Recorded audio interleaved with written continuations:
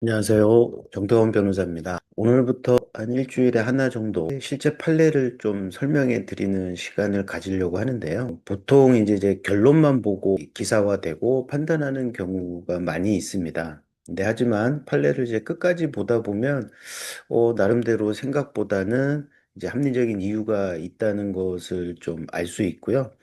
그리고 읽다 보면은 또 재미도 느끼실 수 있을 것 같아서 판례를 좀 쉽게 설명해주는 시간을 가지려고 합니다. 그래서 이제 화면을 공유해 드릴 텐데요.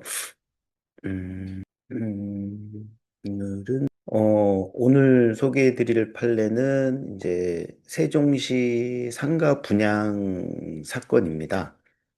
이 원고는 이제 계약금으로 약 한 8,100만 원 정도를 지급을 했는데요. 분양을 받고 보니까 상가 안에 출입문 앞 기둥이 한 개가 있었고 상가 중앙에도 기둥이 한 개가 있었습니다. 요 사진을 보시면 될 것 같은데요. 이렇게 요 이게 상가 안에 이렇게 기둥이 이렇게 두 개가 있죠. 이렇게 되면은 사실상 이 장소를 사용하는 거는 좀 어렵겠죠. 이렇게 기둥이 너무 커서. 거기에 대해서 피고 측은 이렇게 주장했습니다. 당시 요 서면에 이렇게 그 네모나게 표시가 다 되어 있었다. 그러니까 우리는 안에 기둥 두 개가 있다는 것을 충분히 설명을 했기 때문에 그 원고를 속인 사실이 없다. 이렇게 주장한 사건입니다. 그렇죠? 그래서 여기서 이제 중요한 거는 그럼 과연 분양을 하는 측에서 이 기둥 두 개의 존재를 설명을 했느냐? 요게 이제 가장 핵심적인 내용이 되겠는데요. 그 전에 이 첫 번째 쟁점은 부재소 합의입니다. 부재소 합의는 뭐냐면은 재소를 그러니까 소재기를 하지 않겠다. 이런 내용인데 판례에는 어떻게 나와 있냐면은 이게 이제 분양 계약을 체결할 때 확인서를 하나 작성을 했는데요. 보통 이제 분양 계약서를 보면은 밑에 이제 작은 글씨로 적혀 있죠. 그 작은 글씨에 뭐라고 되어 있었냐면은 호실에 따라 내외부 창호, 점포별 구성, 형태, 기둥의 유무, 크기 이런 거는 다를 수 있다. 그러니까 계약 체결 전에 반드시 확인하시기 바라며 이에 대해 일체의 이의 제기를 할 수 없습니다. 그러니까 이제 회사 측에서는 여기에 니들이 이의 제기할 수 없다 하고 이제 자필 서명까지 있었거든요.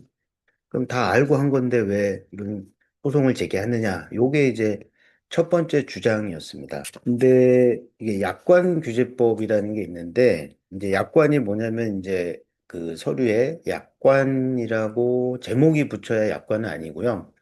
어떤 회사에서 이게 다수의 사람들한테 이제 일률적으로 같은 포맷으로 계약을 체결하면은 그 자체를 약관으로 보고 있습니다.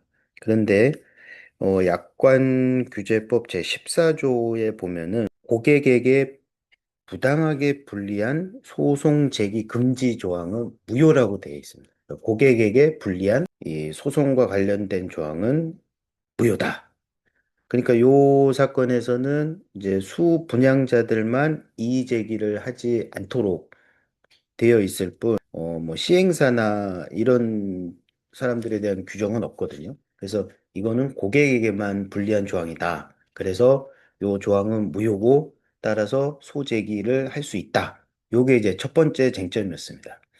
그래서 이제 첫 번째 허들은 넘어갔고요. 이제 두 번째 허들은 뭐냐면, 그럼 과연 이 기둥이 이 계약에 있어서 중요한 정보냐? 그러니까 첫 번째고, 두 번째는 그거를 알렸냐? 그리고 세 번, 알리지 않았더라도 그 내가 알았더라면 계약하지 않았을 것이냐. 요게 이제 세 번째, 이게 세 단계가 되는데요. 부동산 거래에 있어서 어떤 상대방이 그 내용을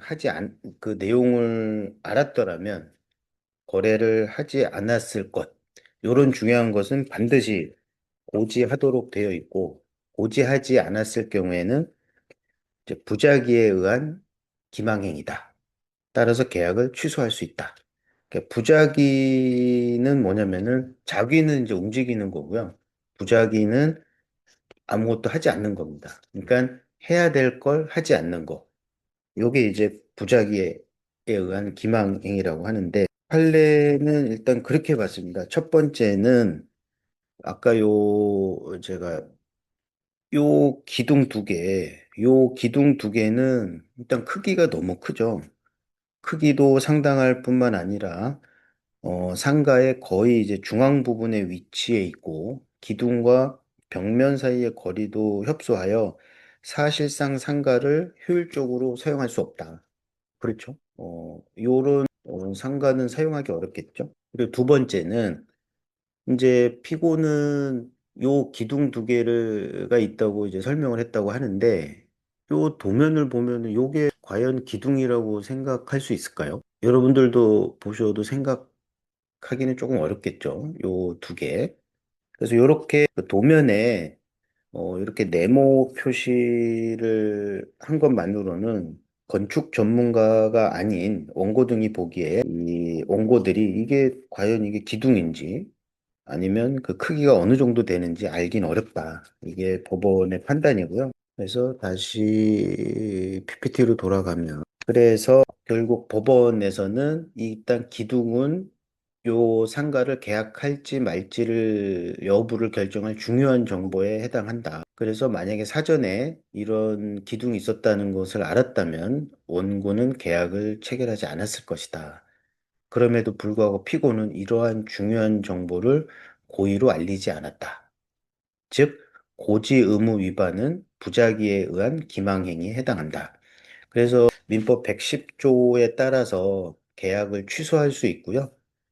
이미 납입한 계약금은 돌려받을 수 있습니다. 세 번째는 이제 하자담보 책임인데요. 일단은 뭐 기망에 의해서 계약 취소는 됐는데 이제 하자담보 책임은 뭐냐면 이제 고지 의무 위반이 이제 없었다고 하더라도 만약에 이제 매매의 목적물이 거래 통념상 기대되는 객관적인 성질, 성능을 결여한 경우에는 역시 또 분양 계약을 해지할 수 있는데요. 법원에서는 요 기둥이 두 개나 존재하면 분양계약의 목적물을 정상적인 방법으로 이용하는데 제약을 가져오는 너무나 중대한 하자다. 그래서 계약을 해지할 수 있다.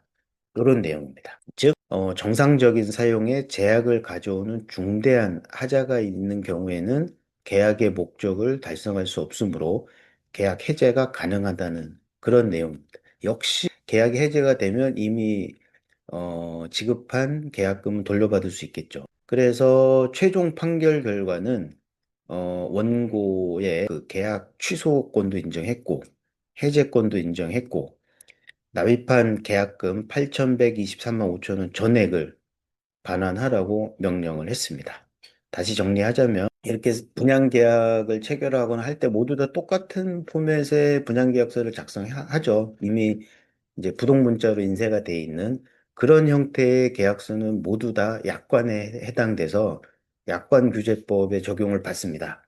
따라서 그 계약서 안에 고객에게 고객에게만 불리한 내용의 규정이 있다. 이것은 약관규제법에 따라 무효를 주장할 수 있고요. 그래서 부재소 합의 규정, 이게 무효가 됐고, 두 번째는 그렇게 큰 기둥 같은 그러니까 상가 안에 이렇게 큰 기둥이 두 개 있다는 것은 이 계약에 있어서 너무나 중요한 내용이기 때문에 반드시 고지를 해야 된다. 고지를 하지 않았으면은 부작위에 의한 기망이다. 그래서 계약을 취소할 수 있다. 그리고 세 번째는 그게 아니더라도 이 상가 목적물 자체에 중대한 하자가 있는 경우에는 그 하자 담보 책임에 근거해서 계약을 해지할 수 있다. 요게 이제 요번 제가 소개해드린 그 하급심 판결의 내용이고요. 그래서 여기서 일단 계약은 취소가 되고 해제가 됐지만 이렇게 소송을 하는 과정에서 또 많은 고통을 겪었겠죠. 그래서 이런 유사한 사례가 있을 때에는 바로 계약을 체결하기보다는 계약서를 꼼꼼히 보고 물론 이제 분양 대행사 측에서는 그냥 빨리빨리 사인을 하세요라고 하면서 조금 정신없게 만드는 경우들이 있거든요.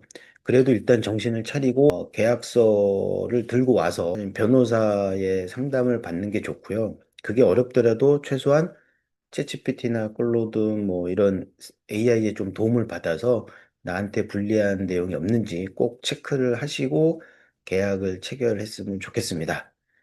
그 다음 시간에도 조금 재밌고 유익한 내용의 판례로 찾아뵙기로 하겠습니다. 네, 감사합니다.